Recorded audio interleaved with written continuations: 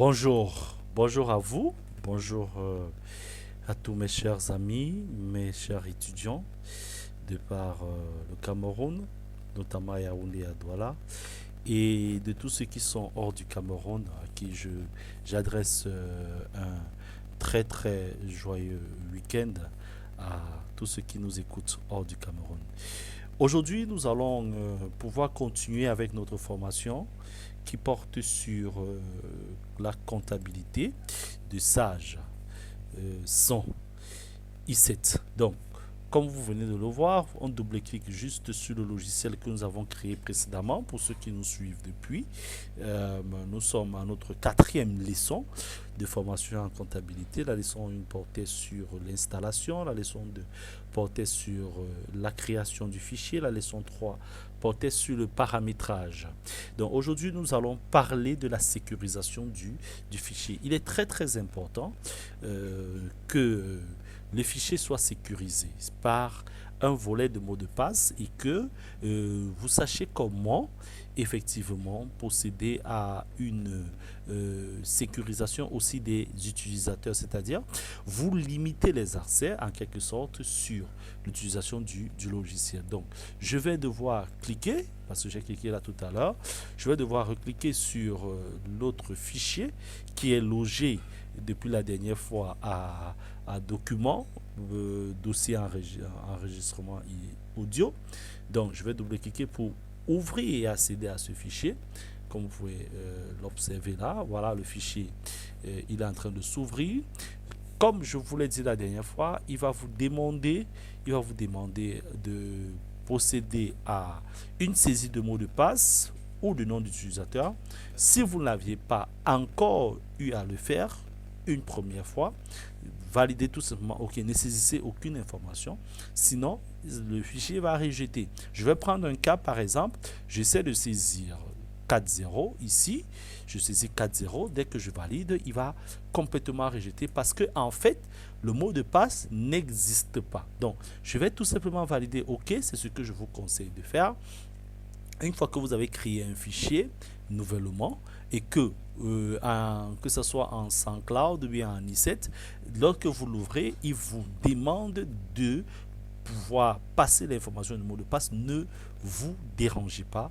Il n'y a pas de mot de passe qui avait été créé au préalable, donc il n'y a pas une raison de mettre un mot de passe. Vous validez tout simplement par un OK.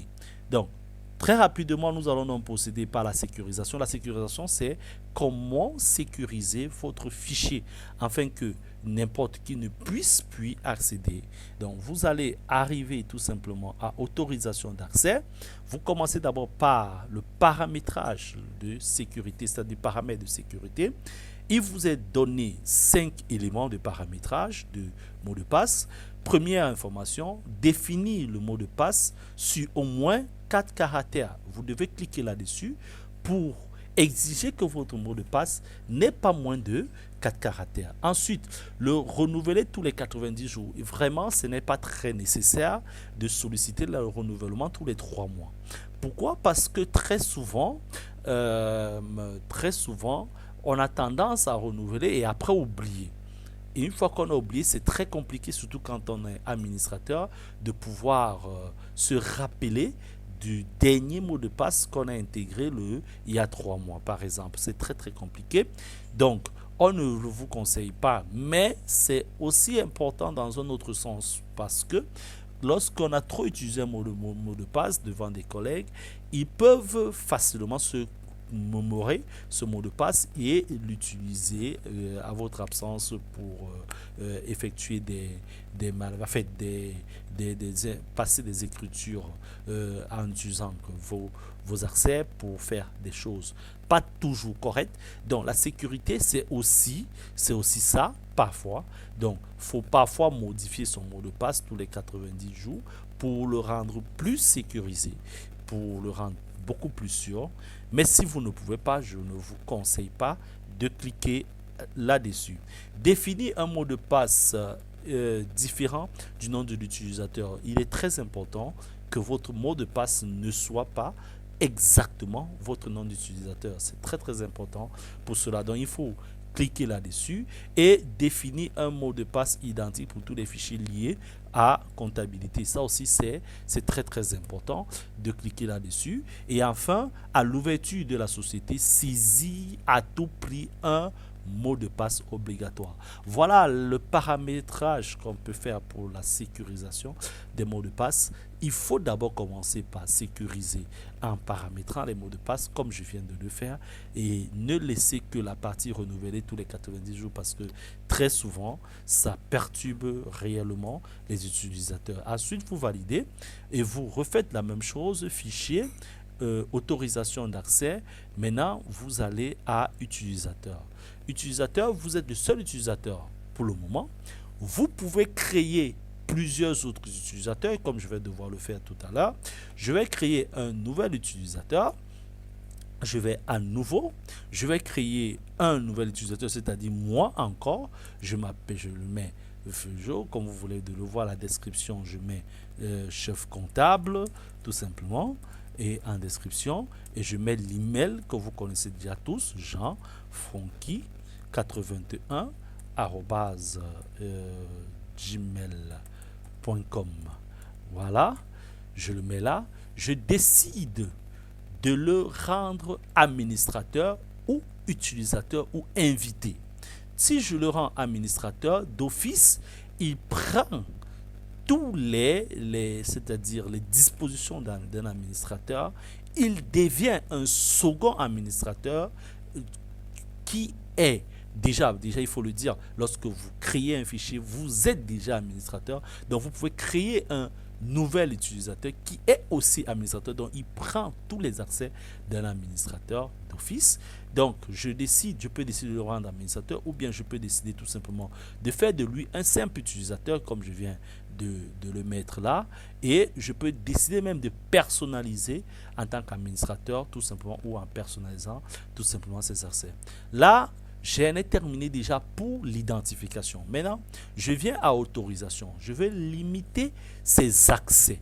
Je vais limiter ces accès dans un espace-temps, c'est-à-dire dans l'utilisation du logiciel. Par exemple, je vais venir à Scrutu. J'ai 3 possibilités ici. Par exemple, je prends le plan comptable. J'ai la possibilité de tout autoriser. C'est-à-dire tout ce qu'il faut faire sur le plan comptable, j'autorise que cet utilisateur que je viens de créer puisse tout faire. J'ai la possibilité d'interdire la suppression, c'est-à-dire il peut faire tout ce qu'il veut, mais sauf supprimer. J'ai la possibilité d'interdire l'écriture, c'est-à-dire il peut faire tout ce qu'il veut, sauf supprimer et modifier. Il ne peut pas modifier, il ne peut pas supprimer.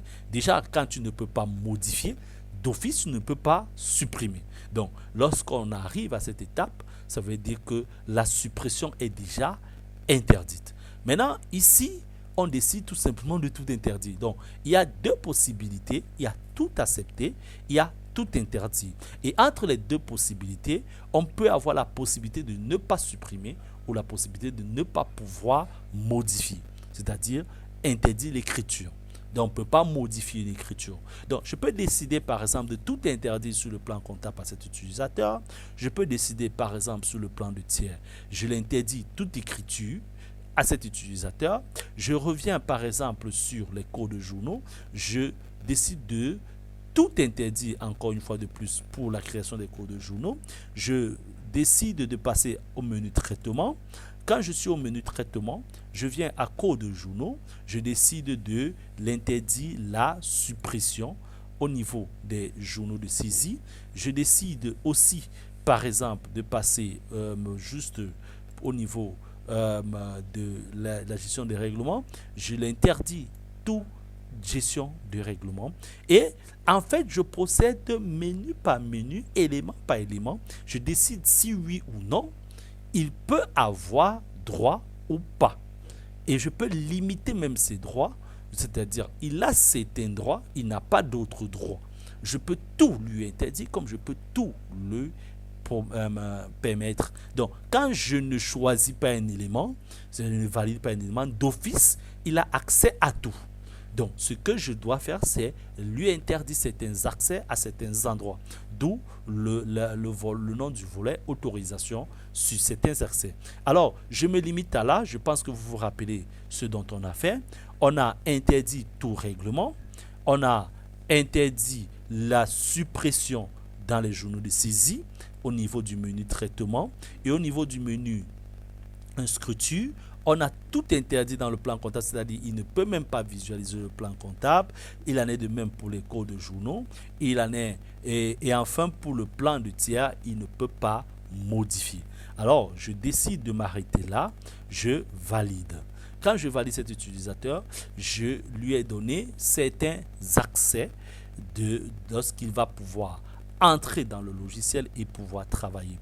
Donc, je peux créer d'autres personnes en dupliquant, c'est-à-dire je choisis cet accès parce que je ne veux plus refaire le même travail d'interdiction d'accès. Peut-être je peux avoir oublié ce que je lui avais interdit ou ce que j'avais autorisé. Je viens afficher à scruture, je viens plutôt ici à je clique là, autant pour moi, je double-clique là pour mettre l'utilisateur en place et je décide de dupliquer, c'est-à-dire je vais créer un nouvel utilisateur, autant pour moi, et lui donner les accès d'un autre utilisateur. Je viens là, je vais à nouveau ici, désolé, excusez-moi, je vais créer un utilisateur Alan, par exemple, son nom c'est Alan, et sa description c'est aide comptable ou bien comptable, par exemple, pour le cas échéant, je laisse son email.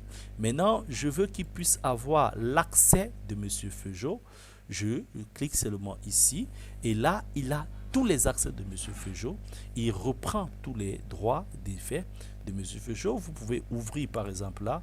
Vous allez voir que les éléments qui lui avaient été interdits sont effectivement interdits.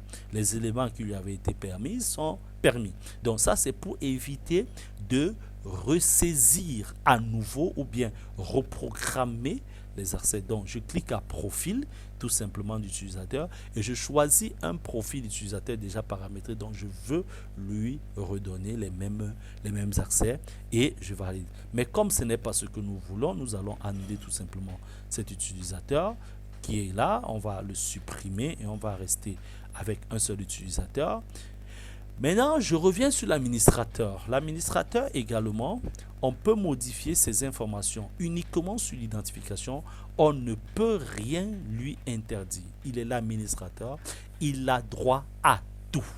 C'est lui qui crée les autres utilisateurs. C'est lui qui interdit certains accès à certains utilisateurs. Et c'est lui qui supprime certains utilisateurs. Donc, lui, il n'a pas une limite d'utilisation, une limite d'accès qui lui est réservé.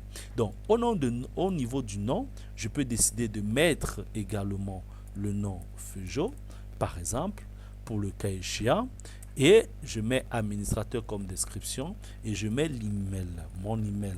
Donc, voilà, mon email est là, je suis administrateur, jeanfranqui@gmail.com.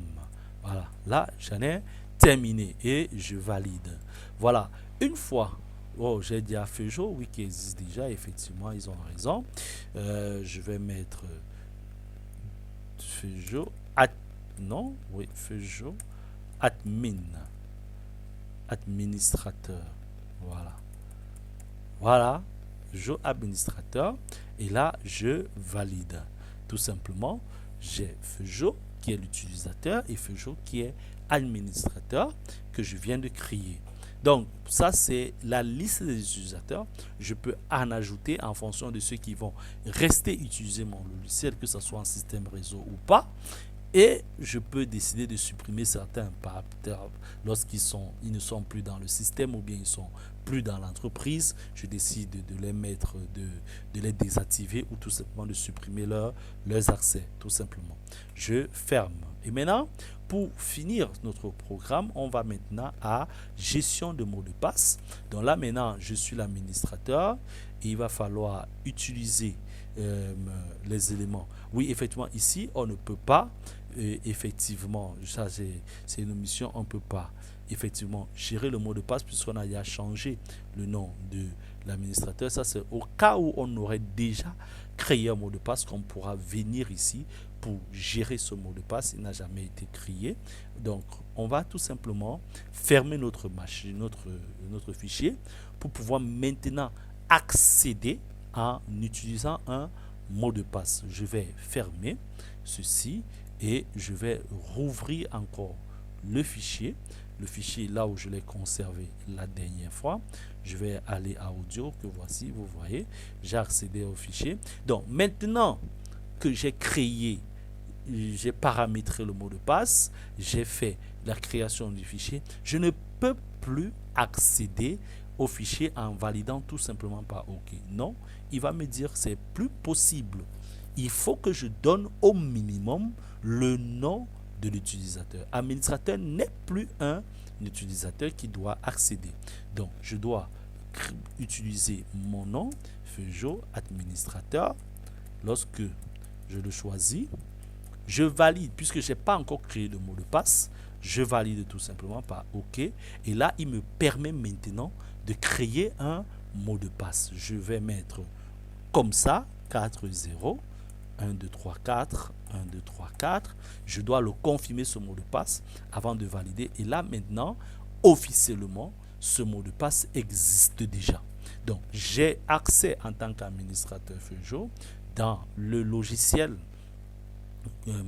que je viens de créer.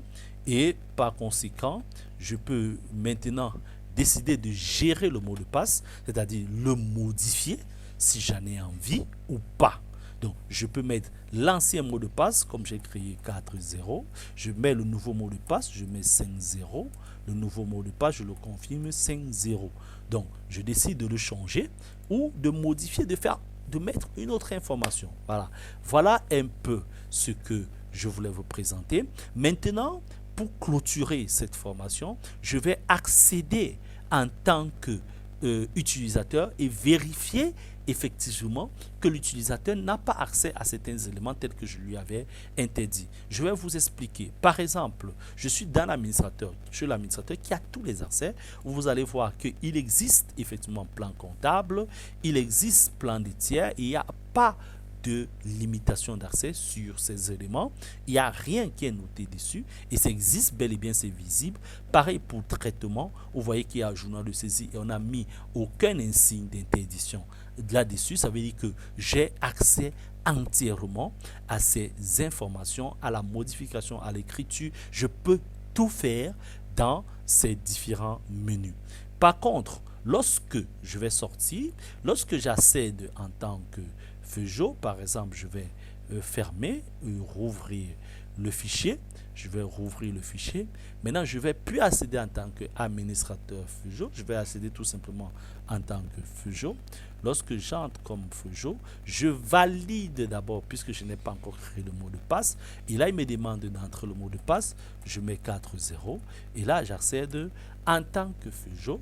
Et là, je suis maintenant en tant que Feugeot. Je peux aussi décider en tant que Feugeot de modifier mon mot de passe. Je peux venir ici, gestion de mot de passe. Je le modifie en mettant les 4.0 préalables et je mets autre chose que je veux mettre plus tard.